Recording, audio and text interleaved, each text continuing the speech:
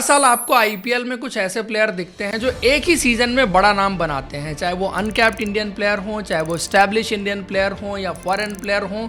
लेकिन एक कैटेगरी ऐसी है, कुछ प्लेयर बहुत टाइम से खेल रहे हैं, कई सारे आईपीएल के मैचेस खेल चुके हैं और ये सीजन उनके लिए कमबैक सीजन की तरह हो सकता है। ये फहरिस्त थोड़ी सी लंबी है, 7 प्लेयर की बात हम करने वाले हैं इस वीडियो में, जिसमें पहले प्लेयर हैं सरफराज खान।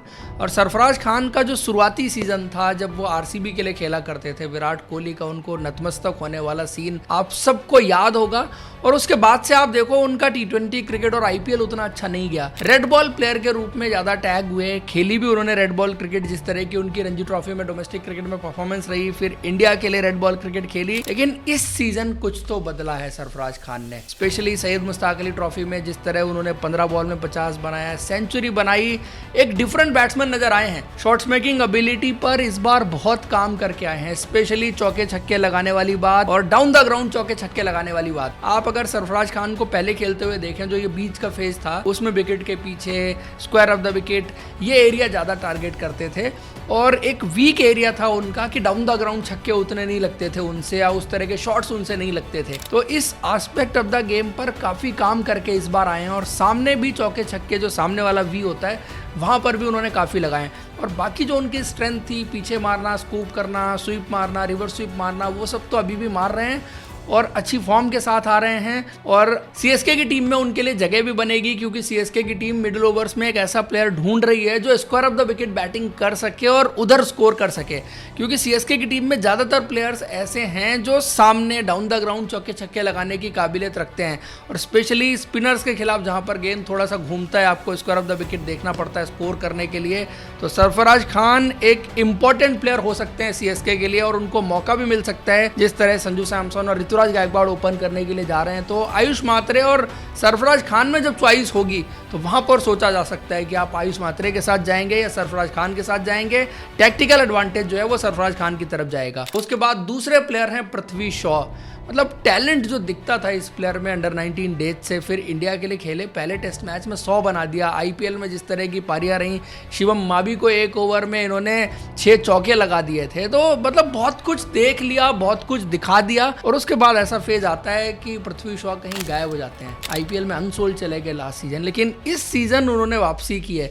शायद गलतियां हैं, हो जाती हैं कभी कभी आपसे, और जो उनसे हो गई थी, डिस्ट्रैक्ट हो गए थे, लेकिन अभी दोबारा से बहुत फोकस नज़र आ रहे हैं। डोमेस्टिक क्रिकेट में जिस तरह की वापसी की, मुंबई से महाराष्ट्र मूव किए, डबल सेंचुरी बनी इस बार रणजी ट्रॉफी में, व्हाइट बॉल में कुछ ज़बरदस्त परफॉर्मेंसेज आई और फाइनली डीसी की टीम ने उनको खरीद लिया है। अब देखो स्टार्टिंग प्लेइंग 11 में तो जगह नहीं बनेगी, ये बात तो पक्की है, बट किसी ना किसी स्टेज पर मौका मिलेगा और मुझे लगता है कि ये भी रिडीम करेंगे जो इतने दिन इनके खराब हुए हैं, और उसको जो है वो चुकता करने का वक्त उनके लिए आ गया है। और जैसी फॉर्म लेके आ रहे हैं तो दोबारा से अच्छा कर सकते हैं, अच्छा कमबैक हो सकता है इनका भी। उसके बाद तीसरे प्लेयर हैं शिवम मावी। शिवम मावी पिछले 2 सीजन बहुत मेहनत करके आए हैं, अपनी गेंदबाजी, अपनी बल्लेबाजी, अपनी फील्डिंग, अपनी फिटनेस, क्योंकि फिटनेस उनके लिए एक मेन प्रॉब्लम रही है। आप अंडर 19 डेज से देखो, जब वो पहली बार सीन में आए तो 140-45 डालते थे, तो हर कोई यही बात करता था कि यार ये प्लेयर है जो आगे चल के इंडिया खेलेगा, जरूर खेलेगा। खेले भी, कुछ मौके मिले, लिमिटेड मिले, टी20 क्रिकेट में मिले, वहाँ उन्होंने परफॉर्मेंस की और उस वक्त एक्चुअली समझ नहीं आया किसी को कि वो क्यों टीम से बाहर हो गए। और उसके बाद उन्होंने अपनी बल्लेबाजी में बहुत इंप्रूवमेंट की है और फील्डिंग तो हमेशा से वो अच्छी करते ही थे, फास्ट बॉलिंग उनकी अच्छी थी। केकेआर के लिए बहुत अच्छे सीजन्स भी उनके एज अ बॉलर भी गए हैं, बट समहाउ वो जीटी की टीम में गए, खेल नहीं पाए, इंडिया की टीम से भी बाहर हुए और फिर इंडियन टीम में भी उनको दोबारा खेलने का मौका नहीं मिला। सेलेक्टर्स ने कभी भी उनको दोबारा अपॉर्चुनिटी नहीं दी।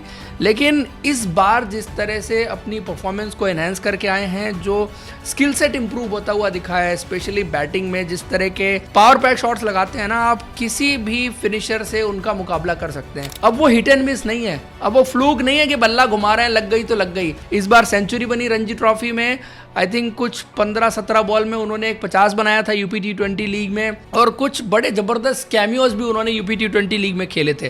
गेंदबाजी तो देखो हमेशा से अच्छी करते थे, इस बार भी उन्होंने यूपी टी20 लीग में भी अच्छी की, रणजी ट्रॉफी में भी अच्छी की, फाइफर्स भी लिए, विकेट निकाले, तो सब कुछ उनके लिए इन लाइन दिख रहा है और जगह भी बन सकती है एसआरएच की प्लेइंग 11 में। जिस तरह का उनका कॉम्बिनेशन है, नई गेंद का गेंदबाज उनको चाहिए होगा, तो शुभम माबी अगर मौका मिलेगा तो बल्ले, गेंद और फील्डिंग तीनों से आपको इंप्रेस करते हुए कमबैक करते हुए नजर आएंगे। उसके बाद चौथे प्लेयर हैं कार्तिक त्यागी। अब इनका भी कुछ ऐसा ही हाल है। अंडर 19 में जिसने इनको देखा वो यही कहता था कि यार ये क्या गेंदबाज है।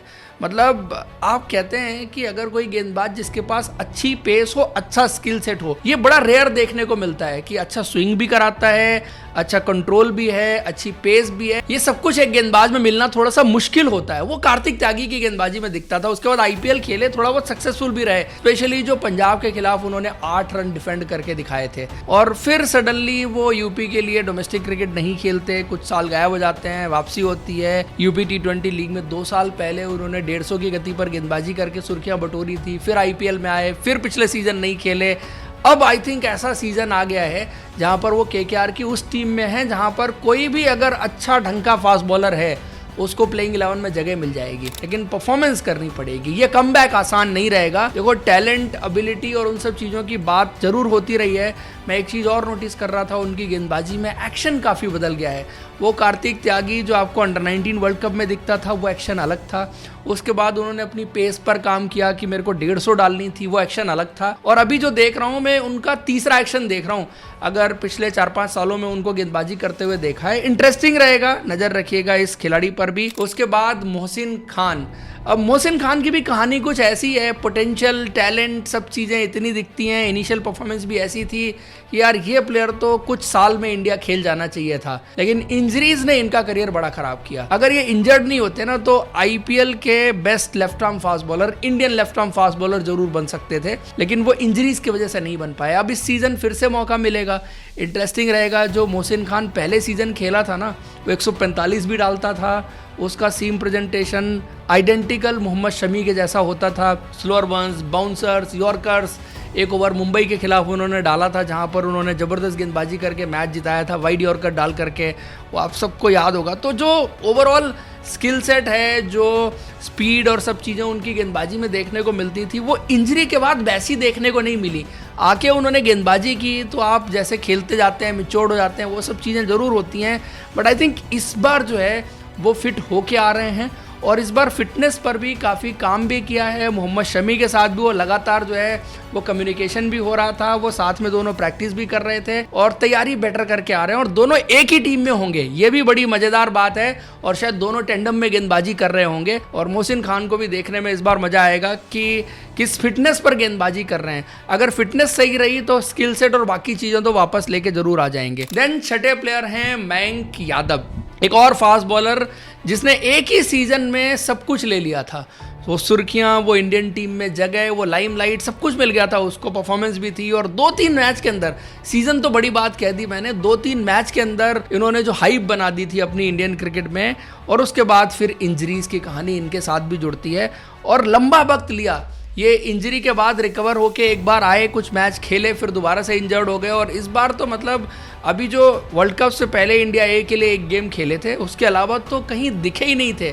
हर कोई पूछ रहा था कि मयंक यादव कहाँ हैं, कब खेलेंगे, और सीधा आईपीएल की तैयारी कर रहे थे। अब इनके लिए भी इंटरेस्टिंग यही है कि आके क्या वही पेस पर गेंदबाजी कर पाएंगे, वही पेनिट्रेशन नजर आएगा जो 2 साल पहले उनकी गेंदबाजी में नजर आया था, जिसकी वजह से हर किसी ने कहा था कि यार ये प्लेयर तो इंडिया की टीम में होना चाहिए। खेले भी, परफॉर्मेंस भी की, सब कुछ किया, लेकिन इंजरीज ने बार बार उनको तंग किया है। तो उनके लिए कमबैक सीजन हो सकता है क्योंकि ये भी तीसरे तेज गेंदबाज होंगे जो लखनऊ सुपर जायंट्स की प्लेइंग 11 का हिस्सा बनेंगे और लखनऊ की टीम ने इनके ऊपर भरोसा भी दिखाया है। और इस लिस्ट में 7वें और आखिरी प्लेयर हैं यश ठाकुर।